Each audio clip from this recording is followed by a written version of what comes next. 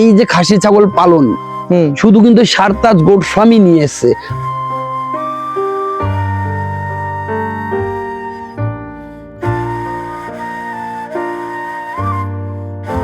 তো ঘরোয়া পদ্ধতিতে কিছু টিপস, সামান্য কিছু বেসিক ট্রিটমেন্ট এবং ম্যানেজমেন্ট ঠিক করলে বর্তমান সময়ে খাসি ছাগলের যে ফার্ম সেটা ডেভেলপ করবে। অবশ্যই হবে।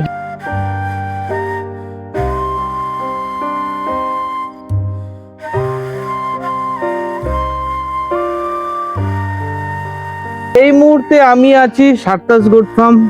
বিতর্কের আরেক নাম পশ্চিমবাংলার সারতাজ গোট ফার্ম, কারণ যে কাজ করে তার সমালোচনা আছে, আর সমালোচনা অনেকেই করে, কিন্তু সমালোচিত যে হয় সে নিশ্চয়ই কিছু করে দেখায়।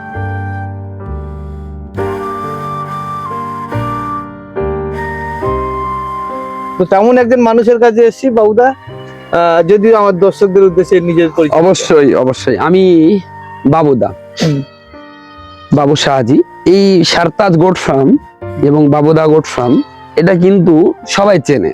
তো পৃথিবীতে একটা মানুষ সবারই কাছে ভালো হতে পারে না। আমাদের যে সৃষ্টিকর্তা, যে সৃষ্টি করেছেন, আমরা আল্লাহ বলি এবং ভগবান বলি, যেহেতু আমাদের সৃষ্টিকর্তা বলি, সে কিন্তু সবারই কাছে ভালো নাই। আমরা কিন্তু অভিযোগ তার প্রতি দায়ী করি। তো সেরকমই অনেক আছে বন্ধুরা যে বাবুদার প্রতি অভিযোগ আছে, ভালোবাসাও আছে, নাই তো এই বন্ধুকে আমি আসতে পারতাম না। একদমই। এবং সারতাজ গোট ফার্ম 2026-এ এই বিশ্বাসটাকে অটুট রাখার জন্য কিন্তু আজকে একটা লাইভ ভিডিও আমরা করছি। আর ভিডিওটা পুরো দেখবেন, অনেক জানকারি আছে, কেউ স্কিপ করবেন না। একটা জিনিস বলি, তোমার আগে কনসেপ্ট ছিল, আমরা 2023-এ, 2024-এ, 2025-এ ভিডিও করেছি। কনসেপ্ট ছিল পশ্চিমবাংলার মধ্যে নতুন একটা কনসেপ্ট তুমি নিয়ে এসেছিলে, সেটা এখন বর্তমানে অনেক ডেভেলপ করেছে। সেটা হচ্ছে খাসি ছাগল মোটা তাজাকরণ। মানে ম্যাক্সিমাম ফার্মাররা আগের যে তথ্য ছিল বা ছোট ছোট বাড়ি তাদের তথ্য ছিল যে ব্রিডিং খামার, দুটো তিনটে বাচ্চা হবে, তার থেকে খাসি বাচ্চা রাখবো, আবার ব্রিডিং, এরকম একটা কনসেপ্ট ছিল। একদম সেই কনসেপ্টটা কিন্তু তুমি এসে চেঞ্জ করলে। একদম বর্তমান সময় 2026-এ সেটা আছে না নতুনত্ব কিছু হয়েছে? না, দেখুন, দিন বাড়বে, প্রযুক্তি বাড়বে, দিন বাড়বে, মানুষ উন্নত হবে, দিন বাড়বে, প্রকল্প বাড়বে, দিন যাবে, মানুষ আরো আগে বাড়বে, পিছনে যাবে না। তো সেই জন্য 2026-এ আমরা কিন্তু নতুন কনসেপ্ট নিয়েছি। দেখুন, আগের 2015, 2020-তে, 2022-এ আমরা যে ভিডিওগুলো দেখি, যেটা আপনি তুলে ধরলেন, যে আমরা আমাদের টার্গেট ছিল কি, আমাদের কনসেপ্ট ছিল কি, আমরা দুটো ধাড়ি পুষবো, তার থেকে 4টে বাচ্চা হবে, দুটো খাসির বাচ্চা বিক্রি করে দেবো, আমরা মা ছাগল তৈরি করবো।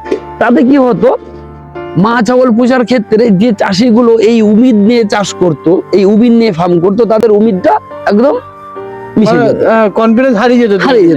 না, 6 মাসেও তো কোনো বেনিফিট পাচ্ছি না, 1 বছরও তো কোনো বেনিফিট পাচ্ছি না, বাচ্চা হচ্ছে ধম করে মরে যাচ্ছে, সমস্যা, অপুষ্টি বাচ্চা হচ্ছে, তাতে করে চলো বন্ধ করে দাও, চাষ করে খাচ্ছিলাম সেটাই করে খাবো, এরকম একটা ব্যাপার।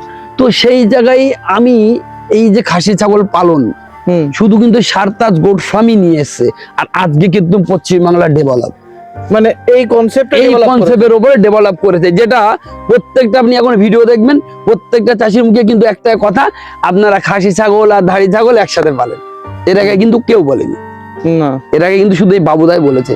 আজকেও জোর দিয়ে বলছি আমি, খাসি ছাগল পালন করা ছাড়া কোনো খামারি লাভ দেখতে পাবে না। চ্যালেঞ্জ আমার, আজকে 2026-এ 900 টাকা মাংস। আর আমি এটাও চ্যালেঞ্জ করছি, আমাদের যে পয়লা বৈশাখ আসছে, আমাদের বাঙালিদের একটা প্রথম যে বছর, তো এই বছরে আমাদের কিন্তু 1000 টাকা মাংস খেতে হবে। তো আমাদের 1000 টাকা যদি আমাদের খাসির মাংস খেতে হয়, পশ্চিমবাংলায় খাসি ছাগলের ঘাটতি আছে কি নেই? না, অবশ্যই আছে। তো সেই জন্য ভিডিওটাকে দেখবেন, আর এই খাসি ছাগল পালনের উপরে আমরা কিন্তু আজকে কথা বলবো।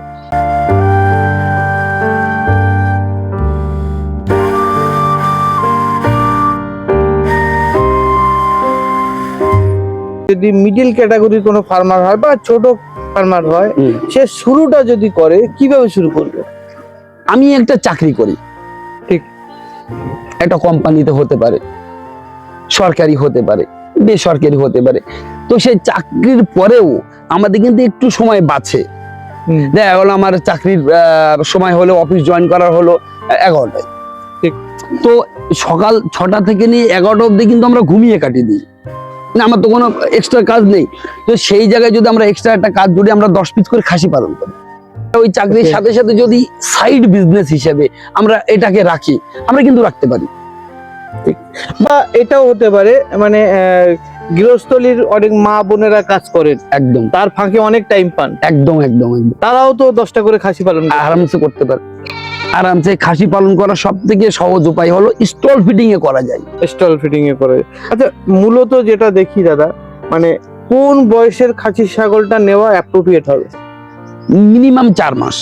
মিনিমাম 4 মাস। হ্যাঁ, তাহলে সেই রোগ জ্বালার ভাগটা তাদের কাছে কম পড়ে, কম পড়বে। আর খাসি ছাগলের রোগটা অনেক কম হয় মা ছাগলের তুলনায়। মা ছাগলের তুলনায়।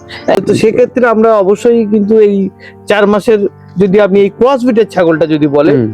তাহলে কিরকম হবে? পিওর বিটে গেলে কেমন হবে, বা দেশি ছাগল নিলে কেমন হবে? দেশি ছাগলের বিষয়টা যদি আমি বলি, দেশি ছাগলের গ্রোথ অনেক স্লো। আর একটা পিওর ব্ল্যাক বেঙ্গল, যেহেতু আমাদের কিংলি ব্ল্যাক বেঙ্গল প্রায় বিলুপ্ত, হারিয়ে যাওয়ার একটাই কারণ হলো যে ওই ছাগল পালন করে চাষিদের লাভ হচ্ছে না, ঠিক। সেই জন্য ওই ছাগলটা কেউ পালতে চাচ্ছে না।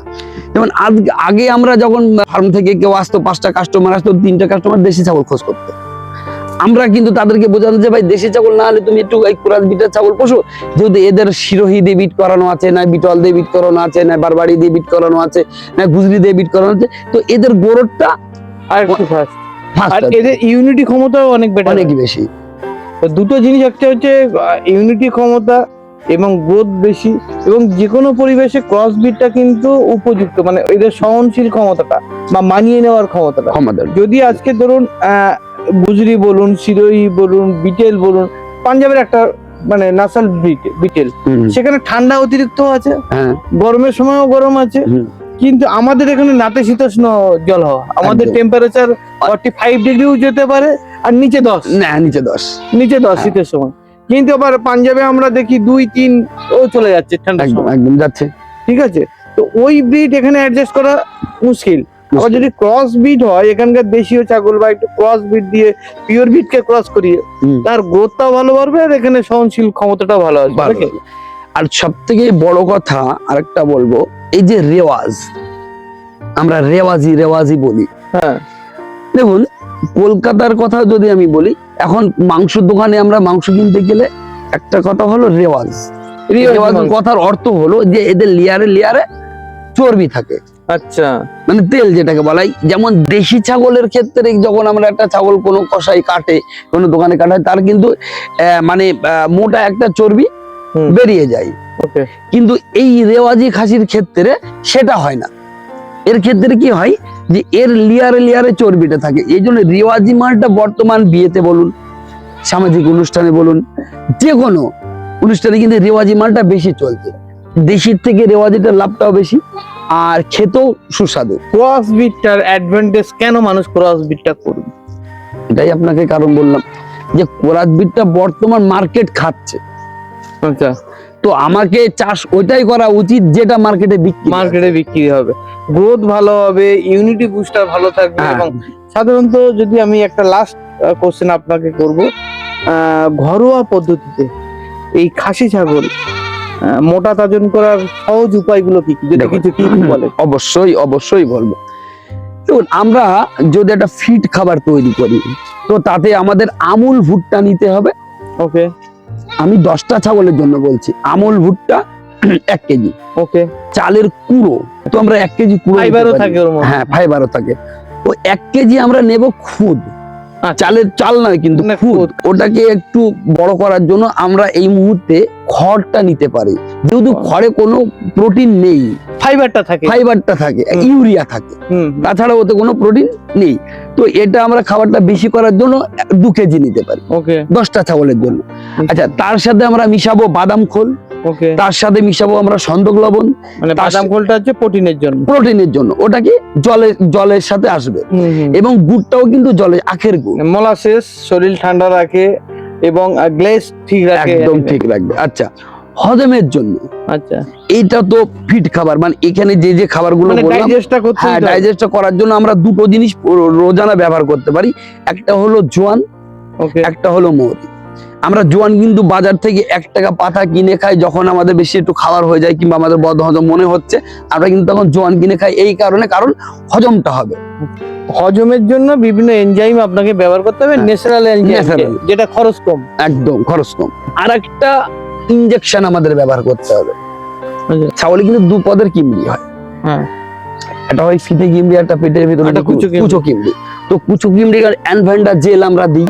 তো আইভারমেকটিন, যেটা চামড়ার উপরে কাজ করে, স্কিনের উপরে কাজ করে, সাবকাট করতে হবে ওটাকে। একদম স্কিনটা লুজ করে, স্কিনের যে পশমগুলো তার গ্লেজটা ভালো করে, এবং স্কিনের ভিতরে কোনো রকম যদি ভাইরাস জাতীয় কিছু থাকে, কোনো রকম জীবাণু, কোনো রোগ থাকে, সেই রোগটাকে সারিয়ে তোলার জন্য এটা আইভারমেকটিনটা কাজ করে। আইভারমেকটিন ব্যবহার করতে পারেন। আইভারমেকটিনের ডোজ সাধারণত 33 কিলো বডি ওয়েটে 1 ml থাকে, 1 ml অনেক 1 ml। থাকে। আর তার সাথে আমরা বেনামেল, বেনামেল, হ্যাঁ বেনামেলটা আমরা ব্যবহার করতে পারি যদি আমরা মনে করি যে খাসি মোটা তাজা করবো। এবং মা ছাগলের ক্ষেত্রেও বন্ধ সপ্তাহে 2 দিন করতে হবে 2 ml করে।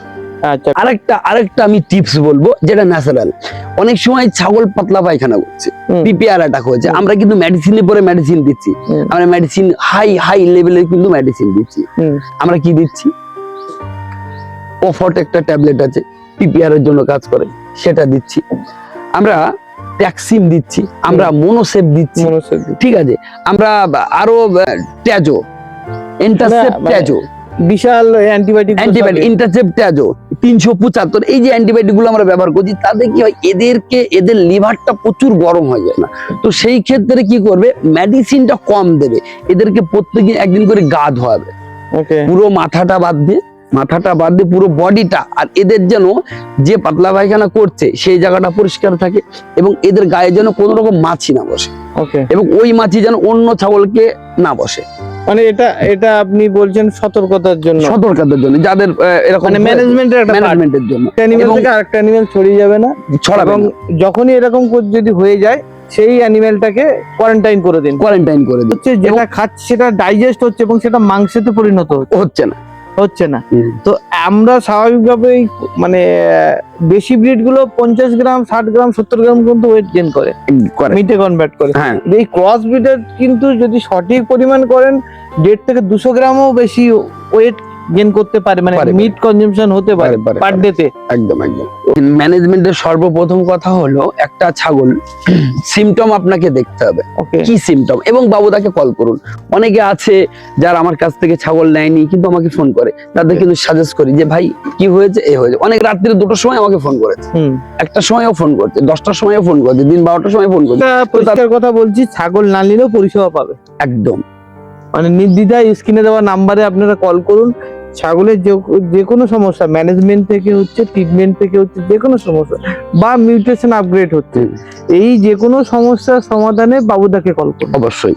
আরেকটা টিপস বলবো, যেহেতু হলো যখন পাতলা পায়খানা বন্ধই হচ্ছে না, আমরা পাতলা পায়খানা করে যাচ্ছে, সাথে আম পড়ছে, রক্ত পড়ছে, এখন চর্বি কেটে কেটে পড়ে না, তো সেই সময় এদেরকে স্নানটা করা তো জরুরি, খুব জরুরি। মোটামুটি একটা ছাগলে যদি আমি 1 কাপ জল নিই, 1 কাপ, তো তাতে মোটামুটি 10 গ্রাম থেকে 20 গ্রাম মিশ্রি নেব, তার সাথে হলুদ দেব, যে হলুদ আমরা তরকারিতে খাই, এই হলুদ দিয়ে প্রত্যেকদিন সকাল অন্তত পরপর 3 দিন ওই জলটা ওদেরকে খাওয়াবো।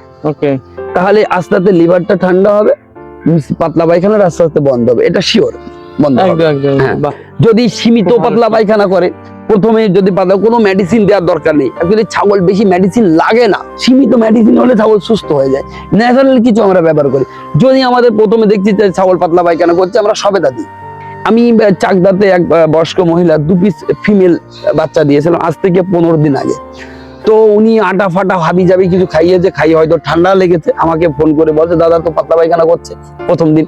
তাহলে কাকিমা এক কাজ করুন, কি মেডিসিন দেবেন, কি মেডিসিন, এমন একটা ব্যাপার। তার মানে কিচ্ছু দিতে হবে না। আপনার বাড়ি আম পাতা আছে? বললো আছে। আমার মানে পেয়ারা পাতা আছে? বললো আছে। হ্যাঁ, আমি বললাম কদবেলের পাতা, তা বললো তাও আছে। আমরা ওগুলো বেটে রস করে খাওয়ান, পরপর মানে 2 কাপ করে খাওয়ান, সকালে একবার খাওয়ান, রাত বিকেল বেলা একবার খাওয়ান। যদি না সেরে তারপর আমি আপনাকে মেডিসিন বলবো।